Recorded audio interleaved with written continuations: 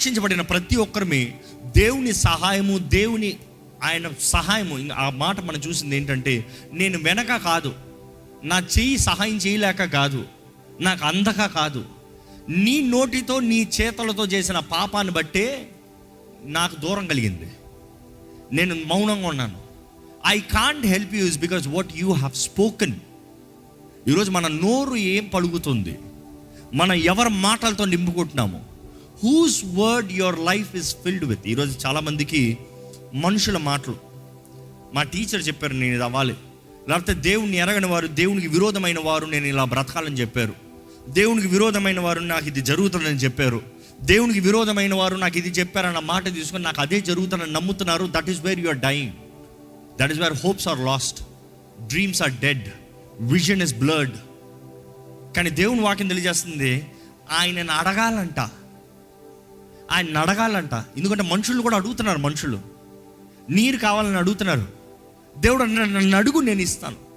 I will give you living water, జీవ జలాన్ని ఇస్తాను. నా నీరు తాగువారు ఇంక ఎన్నటికి దప్పిక కొనరు.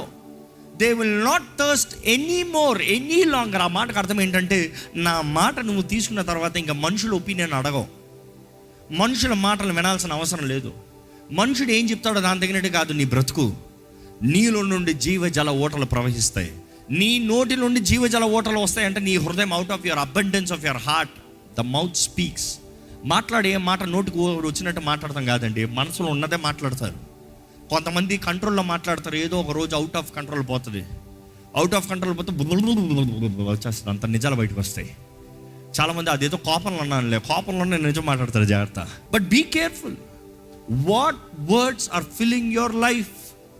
ఏం మాటలు మీ జీవితాన్ని నింపుతున్నాయి? ఈరోజు దేవుడు జ్ఞాపకం చేసేది ఒకటేనండి, దేవుని వాక్యం నీటి వంటిది. ఆ నీరు లేకపోతే మనుషుడు తొందరగా చచ్చిపోతాడు, ఆ నీరు లేకపోతే తొందరగా బ్రతకలేడు. ఆ నీటి ద్వారా మాత్రమే మనుషుడు కడగబడతాడు. Every man who is guilty has to wash himself. Psychologist చెప్తారు, సైకాట్రిస్ట్ చెప్తారు, ఒక మనిషి గిల్టీ ఫీలింగ్ ఉంటే, అపరాధ భావం కలిగి ఉంటే, if is guilty about something, ఓవర్కి చేతులు కడుక్కుంటా ఉంటాడంట.